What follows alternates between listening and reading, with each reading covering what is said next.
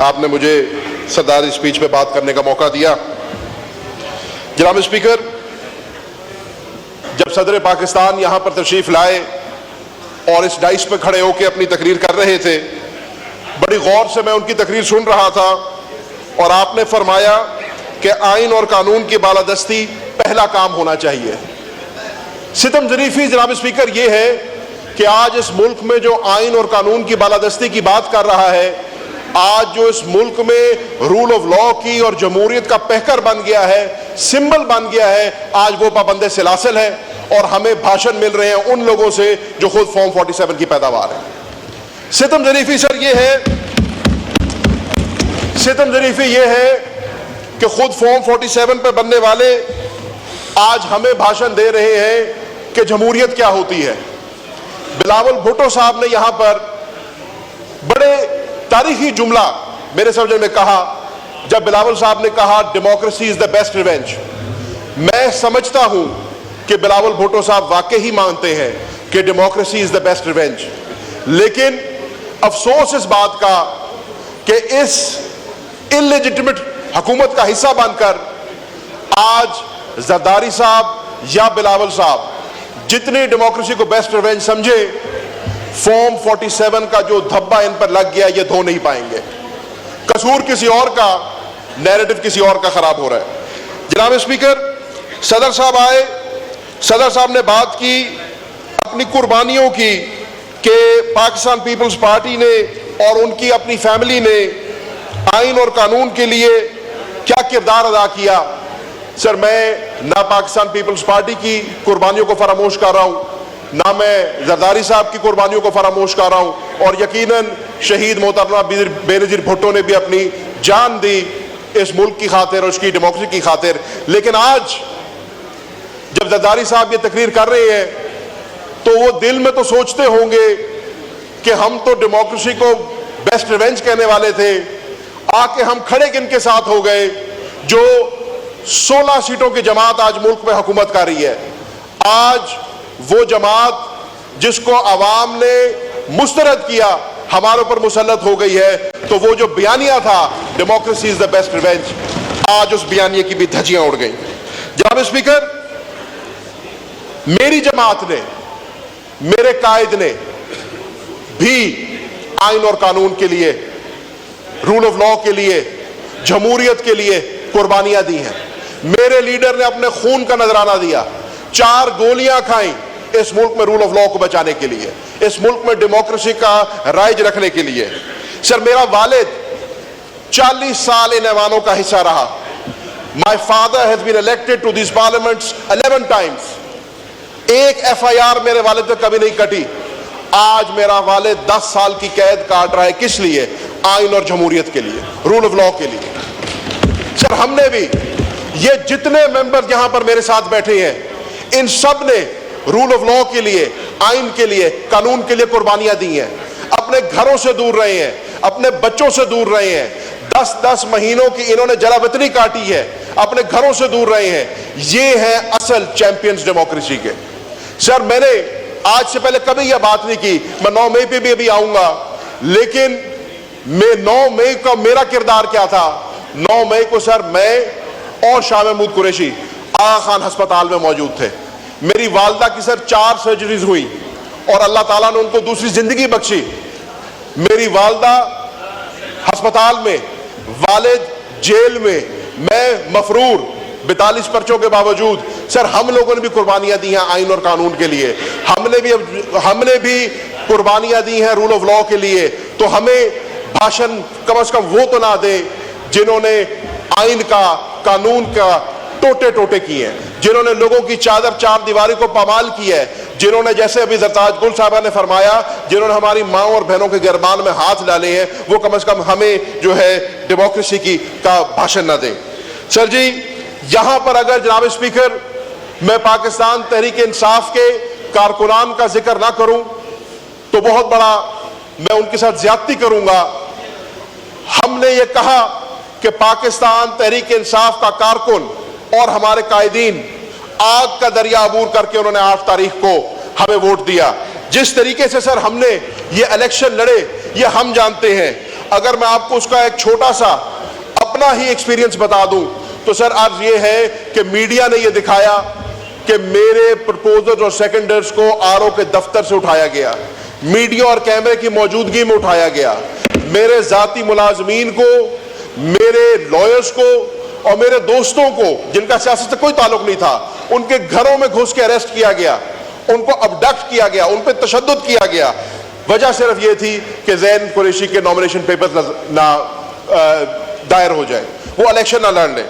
Sir हमारा निशान हमसे ले लिया गया, हमारी पार्टी की आला क़यादत को पाबंद सिलासिल कर दिया गया, हमें अपने हलकों में ना जाने दिया गया। आज सर मैं NA 150 की आवाम को सलाम पेश करता हूं। मैंने सर एक दिन कैंपेन नहीं की, मैं हलके में नहीं जा सका। मैं जैसे ही यहां पे उमर अयूब साहब ने बात की कि खलाई मखलूक को दुनिया ढूंढती फिरती है, सर आधे पाकिस्तान की खलाई मखलूक मेरे पीछे पड़ी हुई थी मुल्तान में, हलके में मैं नहीं जा सका, निशान मुझसे ले लिया गया, जूते का निशान मुझे दिया गया जनाब स्पीकर, अपनी तरफ से तजलील करने के लिए। जूते के निशान पे मैंने इलेक्शन लड़ा, लेकिन ये इमरान खान का दिया हुआ शऊर था, ये इमरान खान का दिया हुआ जज्बा था कि 1,66,000 वोट देके मुझे मुल्तान के अवाम ने मुंतखब किया, 50,000 की लीड से जूता पड़ा इनको। जनाब स्पीकर, हमारा मैंडेट चुराया गया, एक मरतबा नहीं 3 मरतबा चुराया गया। 8 फरवरी को हमारे मैंडेट पर डाका डाला, रिजर्व सीट्स के अंदर हमारे मैंडेट पर डाका डाला। वो तो अल्लाह का शुक्र हुआ कि अब वो डीनोटिफाई हुई हैं और कोई राय रास्त पे हम चढ़े हैं। 21 अप्रैल को सर हमारे मैंडेट पर डाका डाला गया। 21 अप्रैल को जो ज़िमनी इलेक्शंस हुए हैं उसमें इलेक्शन कमीशन ऑफ पाकिस्तान का जो रोल है उसके ऊपर तो इंसान किताब लिख सकता है, लेकिन बैलेट स्टफिंग की, प्री पोल और पोस्ट पोल रिगिंग की ऐसा बाब रकम किया गया जो पाकिस्तान की तारीख में पहले कभी नहीं देखने को मिलता। जनाब स्पीकर, ये मैं नहीं कह रहा, आप फैफिन की रिपोर्ट उठा के देखें। फैफिन कह रही है कि ये पाकिस्तान का सबसे मुतनाज़ा इलेक्शन था, तारीख का सबसे मुतनाज़ा इलेक्शन था। यहां पर जिक्र हुआ यूएस स्टेट डिपार्टमेंट की रिपोर्ट का, तो इन्हीं का चहेता डोनाल्ड लू जो है वो जब सेनेट में जाता है तो सेनेट में जाकर कहता है कि there are discrepancies in the Pakistani election, we have taken notice. लेकिन उनका नोटिस लेने का क्या फायदा? हकीकत तो ये है कि आज भी हमारे इलेक्शनों में ये काम हो रहा है। 19 तारीख को सर मुल्तान में ज़िमनी इलेक्शन होने जा रहा है। एक फॉर्म 47 वाला MNA जो यहां से मुंतखब होकर गया था, जब ट्राइब्यूनल में कहानी गई और पता लगा कि फैसला मेरे खिलाफ होने लगा है, यहां से भाग गया, सेनेट में चला गया। सितम ज़रीफ़ी हमारी है, उसको आपने चेयरमैन सेनेट बना दी है। आज वहां पर इलेक्शन होने जा रहा है और वहां पर भी प्री पोल रिगिंग हो रही है। लेकिन मैं जनाब स्पीकर आपको आज बता रहा हूं, इंशाअल्लाह 19 तारीख को घोड़े का निशान जीतेगा। इंशाअल्लाह 19 तारीख को इमरान खान और इमरान खान का बयानिया जीतेगा और इस फॉर्म 47 के टोले को इंशाअल्लाह हम दफन करेंगे। जनाब स्पीकर, बात होती है मफाहमत की, बात होती है रिकन्सिलिएशन की, लेकिन मैंने अक्सर कहा कि हुकूमत के कॉल और फेल में फ़र्क है। ये हमें दावत देते हैं मफाहमत की, लेकिन हकीकत सर इनकी ये है कि इन्होंने कल रात अडियाला जेल में रात 12 बजे तमाम सिक्योरिटी एहलकारों को चेंज किया, पूरे सिस्टम को चेंज किया।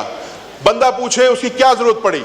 इन्होंने कहा, आपको याद होगा 2 हफ्तों के लिए पहले अडियाला जेल बंद किया गया था और हमें बताया था कि सिक्योरिटी के पेश नज़र 2 हफ्तों के लिए 7,000 कैदियों को उनके लवाहिकीन से, उनके घर से जो खाना आता था उससे, उनके जो वकला के साथ उनकी मशावरत होती थी उससे महरूम किया गया और कहा गया कि हम बीफ अप कर रहे हैं सिक्योरिटी को। मैंने तब भी ये सवाल किया था कि क्या बीफ अप हुई थी सिक्योरिटी के महीने के बाद आपको फिर सिक्योरिटी खदशा हो गया और आपने फिर 3 दिन के लिए अडियाला जेल को बंद कर दिया। सर हकीकत ये है, मफाहमत की बात करते हैं लेकिन हरकतें इतनी पैटी हैं कि इमरान खान साहब को और शाह महमूद कुरैशी साहब को ईद की नमाज पढ़ने की इजाज़त नहीं दी गई। उनको कहा गया कि आपको हम बाकियों से पहले ईद पहनाएंगे। वो सारा दिन सुबह फजर से लेके दोपहर 2 बजे तक बैठे रहे कि हमें ईद की नमाज पढ़ने की इजाज़त मिलेगी। ईद की नमाज पढ़ने की इनके दिल में इतनी जगह नहीं है कि किसी को ईद की नमाज पढ़ने दें, तो इन्होंने किसी से क्या मफाहमत की बात करनी है, क्या रिकन्सिलिएशन की बात करनी है? जनाब स्पीकर, आज हमारे साइफर का केस लगा हुआ था और साइफर केस के अंदर जैसे जज साहिबान ने खुद फरमाया, आज हतमी बहस होनी थी, आज प्रोसिक्यूशन अपनी आर्ग्यूमेंट्स को खत्म करना था, तो हमें अभी पता लगा कि चीफ जस्टिस साहब की कॉज लिस्ट को कैंसिल कर दिया गया है। कल रात गार्ड्स का चेंज होना, आज चीफ जस्टिस का कॉज लिस्ट को कैंसिल करना और विजिटेशन को रोकना, जेल को बंद करना, ये सब इस हुकूमत की जो इरादे हैं उसको रिफ्लेक्ट कर रहा है। तो ये मफाहमत की हमारे से क्या बातें कर रही हैं। रूल ऑफ लॉ की ये बात करते हैं सर, रूल ऑफ लॉ के लिए इमरान खान साहब ने बात की। इमरान खान वो बंदा था जो आज तक कहता है कि अगर इस मुल्क ने तरक्की करनी है, अगर इस मुल्क ने आगे जाना है, अगर आपने इस मुल्क में फॉरेन डायरेक्ट इन्वेस्टमेंट लेके आनी है, अगर आपने SIFC को फाल बनाना है, तो इस मुल्क में रूल ऑफ लॉ आपको लाना होगा। रूल ऑफ लॉ का हाल ये है सर कि बहावल नगर में जो कुछ हुआ आपने देखा, माइट इज राइट यहां पे चल रहा है, जिसकी लाठी उसकी भैंस। आपने ये देखा कि बहावल नगर में एक माइंडसेट आपको नजर आता है, एक माइंडसेट आपको नजर आता है कि I can get away with anything, I can get away with murder, और कानून को हाथ में लिया जाता है और कानून नाफिज करने वाले इदारे जो हैं एक दूसरे के आगे आमने सामने हो जाते हैं। तो रूल ऑफ लॉ की तो सर यहां पे ये हालात हैं। पोलराइजेशन की मैंने इस फ्लोर पे बड़ी बात की है सर। पिछली असेंबली में मुझे शर्फ हासिल था, मैं प्रेसिडेंट बना YPF का, और उसके ऊपर मैंने अपने एजेंडा पे रखा कि हाउस का माहौल बेहतर होना चाहिए, पोलराइजेशन कम होनी चाहिए, और आपको पता है मैंने हमेशा इस चीज़ का प्रचार किया है। हम समझते हैं सर पार्लियामेंट्री सुप्रीमेसी होनी चाहिए, हम समझते हैं कि पार्लियामान में काम होना चाहिए। आसिफ जरदारी साहब ने अपनी तकरीर में इसका जिक्र किया, लेकिन सर उसके लिए कोई फ्रेमवर्क बनाना होगा। ये सिर्फ तकरीरों से काम नहीं होगा, ये सिर्फ जमा तफरीक से काम नहीं होगा, हमें इसके ऊपर रियलिस्टिक स्टेप्स लेने होंगे, हमें इसके ऊपर काम करना होगा। आप हमसे बात करते हैं, हम कहते हैं हम बात करने को तैयार हैं, हम बात करने को तैयार हैं, हर जमहूरी कुव्वत से बात करने को तैयार हैं, लेकिन हमारे कुछ मुतालबात हैं। मैं आखिर में आऊँगा अपने मुतालबात के ऊपर, लेकिन सबसे पहले सर जो हल्के के अवाम जिसने हमें यहाँ पे इलेक्ट करके भेजा है, इस मुल्क के गरीब की बात करना चाहता हूँ। अभी उमर अयूब साहब ने बात की, इस मुल्क के अंदर एनर्जी प्राइसेस की बात की, इस मुल्क के अंदर गैस की बात की। ये फॉर्म 47 वाली हुकूमत IMF के आगे इस तरह बिछ गई है कि उनकी हर हाँ में हाँ मिलाई जा रही है। गैस की मद में इन्होंने सिर्फ 300% का इजाफा कर दिया है। जनाब स्पीकर, आज इस मुल्क का गरीब जिसके घर में एक पंखा और एक बत्ती जलती थी, जो 1200-1500 रुपए का बिल अदा करता था, आज 6-7 हजार रुपए का बिल अदा कर रहा है। आज उससे जो 20-25 हजार रुपए की नौकरी करता है, अगर वो बिजली का बिल भर ले तो अपने बच्चों का पेट नहीं भर सकता, और अगर बच्चों का पेट भरे तो बिजली का बिल नहीं भर सकता। तो जनाब स्पीकर, इसके ऊपर भी इनको काम करना होगा।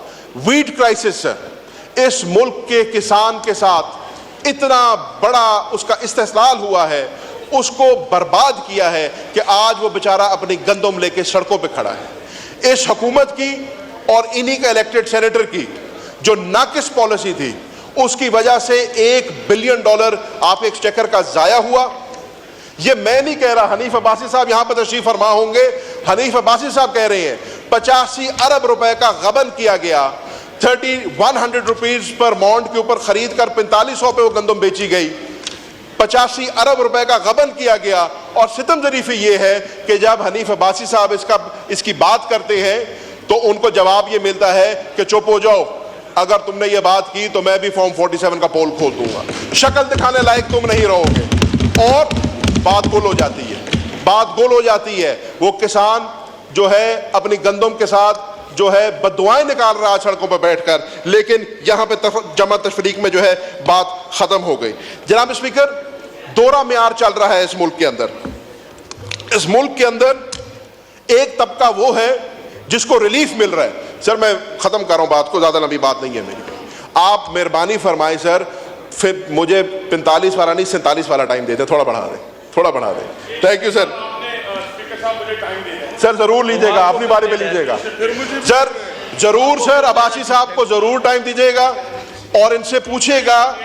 ये फ्लोर सर आपको टाइम मिलेगा, आप बात सर आप जारी रखें, टाइम मिलेगा सर, जरूर जरूर सर, जरूर टाइम, नो क्रॉस टॉक, आप बात करें, मैं तो चेयर से बात खत्म करें सर। सर मैं खुद चाहता हूं कि आप इनको टाइम दें और ये फ्लोर ऑफ द हाउस पे बताएं कि ये जो मकालमा हुआ है इसमें कितनी हकीकत है और कितनी सदाकत है। सर जी, दोहरा म्यार टाइम मिलेगा सर।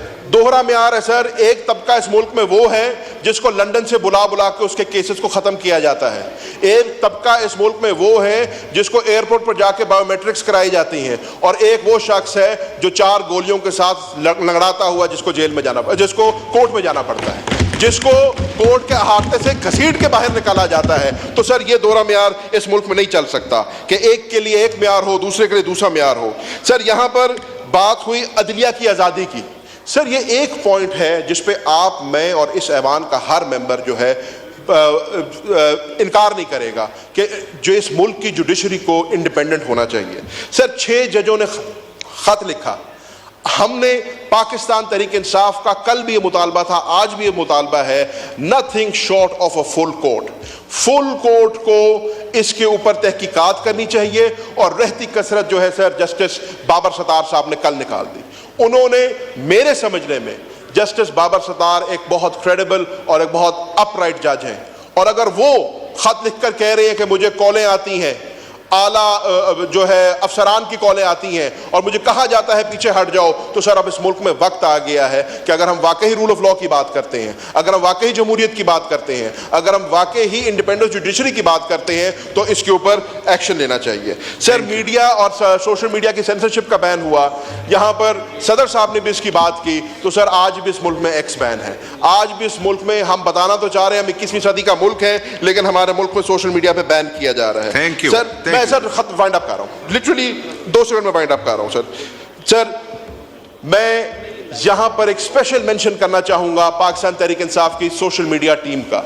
सर जब हम पाबंद सिलासल थे या जब हम जिला वतनी में थे, हमारी कैंपेन्स जो है पाकिस्तान तहरीक इंसाफ की सोशल मीडिया टीमों ने चलाई। इमरान खान साहब का बयानिया उन्होंने घर घर पहुंचाया, और ये गलत नहीं होगा मेरा कहना कि आज अगर मैं इस ऐवान का हिस्सा हूं, आज अगर मुल्तान के ऐवान ने मुझे मुंतखब करके इस ऐवान में भेजा है, तो उसमें एक बहुत बड़ा हिस्सा हमारे सोशल मीडिया टीम्स का भी है, मैं उनका शुक्रिया अदा करना चाहता हूं। सर मैं वाइंड अप कर रहा हूं अपनी बात को। आखिर में जो मैंने आपसे पहले बात की थी कि जब मैं पहली दफ़ा इस हाउस में आया था, तो मैंने ये बात की थी कि इंशाअल्लाह पाकिस्तान तहरीक इंसाफ एक क्रेडिबल और एक कॉम्पिटेंट अपोजिशन का रोल अदा करेगी, और हम तनकीद बराए इस्लाह करेंगे, हम सिर्फ इन पे जुमले नहीं कसेंगे। तो मैं सर वही बात कर रहा हूँ, 3 मुतालबात जो पाकिस्तान तहरीक इंसाफ के हैं। सर पहला मुतालबा, हमारे कायद को, इमरान खान साहब को, शाह महमूद कुरैशी साहब को और दीगर असीरान को फिल फॉर रिहा करना है। अगर आप इस मुल्क में वाकई ही मफाहमत की बात कर रहे हैं, अगर आप वाकई ही रिकन्सिलिएशन के बारे में सीरियस हैं, तो आपको हमारे कायदीन को जो कि पॉलिटिकली मोटिवेटेड केसेस के अंदर आज पाबंद सिलासिल है, आपको उनको रिहा करना होगा। सर दूसरी बात, आपको एक कमीशन बनानी होगी। 8 फरवरी को जो हमारा मैंडेट पे डाका डला है, उसका सदेबाब करना होगा। जब तक क्योंकि बिलावल भुट्टो साहब जब खड़े हुए, उन्होंने ये बात की कि मैं जब इस ऐवान में आया तो मेरा ख्याल था कि ये कहानी खत्म हो जाएगी, और उन्होंने ख्वाहिश जाहिर की कि जब मैं अगली दफा इस ऐवान में आऊंगा तो कम से कम इलेक्शंस मुतनाज़ा नहीं होंगे। प्राइम मिनिस्टर साहब ने जो अपनी ओपनिंग स्पीच दी हाउस में, उन्होंने भी ये कहा कि जो है इसके ऊपर कमीशन बननी चाहिए और बात होनी चाहिए। DGISPR ने अब ये बात कर दी है, मैं वेलकम करता हूं DGISPR की बात को, इसके ऊपर कमीशन बनना चाहिए, इसका सदेबाब होना चाहिए। सर 9 मई के ऊपर कमीशन बनना चाहिए। हमने हमेशा कहा जो लोग 9 मई में मुलव्वस हैं उनको आखिरी से 30 सेकंड में बात खत्म कर रहा हूं, जो 9 मई में मुलव्वस हैं उनको कैफे किरदार तक पहुंचाएं, लाएं उनके खिलाफ सबूत करें, उनको प्रोसिक्यूट। लेकिन जो हजारों लोगों को, पाकिस्तान तहरीक इंसाफ के कारकुनान को, खवातीन को, नौजवानों को आप लोगों ने पाबंद सिलासिल रखा हुआ है, इसका भी जिक्र वज़ीर आज़म ने अपनी तकरीर में किया था, और उन्होंने कहा था कि जिनके खिलाफ कोई केसेस, कोई सबूत नहीं है, उनको फिल फौर रिहा होना चाहिए। सर इसी के साथ साथ माफी की बात की गई। सर माफी मांगनी चाहिए। सर माफी वो मांगता है जिसका जुर्म साबित हुआ होता है। हमारे पर आपने अभी तक कोई जुर्म साबित नहीं किया, हम किस चीज की माफी मांगे? ठीक है, हाँ, लेकिन हमारे कुरैशी साहब का माइक खोलें। हमारे साथ sir 30 second wind up sir please. चले सर आपके वाले 10 सेकंड। हमारे साथ सर ज्यादती हुई है, हमारे घरों को चादर चार दीवारी को पामाल किया गया है, झूठे पर्चे किए गए हैं, हमारे कायदीन को, कारकुनान को जेलों में रखा गया है। हमारे से कौन माफी मांगेगा जनाब स्पीकर? इसकी भी बात करें। अगर मुझे आखिरी बात करने की इजाजत दे दें, फिर मैं रैप अप कर रहा हूं। यहां पर सर बड़ा अफसोस हुआ मुझे कि एक सीनियर पार्लियामेंटेरियन, एक काबीना के मेंबर ने जिस किस्म की गुफ्तगू यहां की, स्पीकर साहब अगर बैठे होते तो मैं उनसे ये सवाल करता कि वो मुझे कहते थे कि जी पार्लियामेंट्री लीडर्स का काम है कि वो पार्लियामेंट के अंदर अच्छा माहौल पैदा करें, लेकिन सितम ज़रीफ़ी ये है कि पार्लियामेंट्री लीडर की ही स्पीच ने माहौल ख़राब किया। और उन्होंने मेरे समझने में, मैंने बड़ा सोचा कि उन्होंने ऐसा क्यों किया। मुझे ये लगता है कि क्योंकि इतनी पस्ती का शिकार हो गए हैं, क्योंकि फॉर्म 47 के ऊपर रेहाना डार से हारने के बाद इतना बुरा हाल हो गया है कि उसके लिए ये मेकअप था, ये मेकअप हो रहा था। शुक्रिया, बस अब हो गया, अब हो गया, प्लीज प्लीज कुरैशी साहब, हो गया बस अब। डॉक्टर शाइस्ता खान जदून साहिबा। मैं नहीं कह रहा, मैं आपके नूर आलम साहब, सर अगर आप बुरवारा मनाए तो सर। आलम साहब इधर बैठ जाओ, कल बोले। माशाल्लाह 6 फुट 4 आपका कद है, मेरे आगे खड़े हैं, तशरीफ ले लें। सर ये मैं I am winding up sir ये मैं नहीं कह रहा, ये ख्वाजा आसिफ साहब ने खुद हामिद मीर के शो में कहा कि 2018 में भी उनको सीट तोहफे में मिली थी। आप हामिद मीर के शो की रिकॉर्डिंग निकालें, वो कह रहे हैं कि 18 में मेरा रिजल्ट सही नहीं आ रहा था, मैंने जनरल बाजवा को फोन किया और जनरल बाजवा ने मुझे टेक्स्ट करके कहा don't worry everything will be okay, और उसके बाद उनको 18 में भी टिकट मिली और उनको 24 में भी आपको पता है कैसे मिली है। उनका हमें जमहूरियत पे भाषण देना सर नहीं बनता। सर ठीक है, थैंक यू। खत आखिरी बात सर, आखिरी बात आप 30 सेकंड आपने दिए ना सर, 30 सेकंड तो देखें सर। आखिरी बात मैं करके खत्म कर रहा हूं सर। ख्वाजा साहब ने मेरे लीडर के ऊपर जुमले कसे, मेरे लीडर के दादा के ऊपर जुमले कसे, लेकिन उनको अपने गिरेमान में भी झांक कर देखना चाहिए। जनाब के वालिद साहब मजलिस शूरा में जो है स्पीकर थे और उस वक्त जनाब भी आमरीत की हो गया ना। थैंक यू, थे। Thank you, thank you. Doctor Shaista Jadoon साहिबा।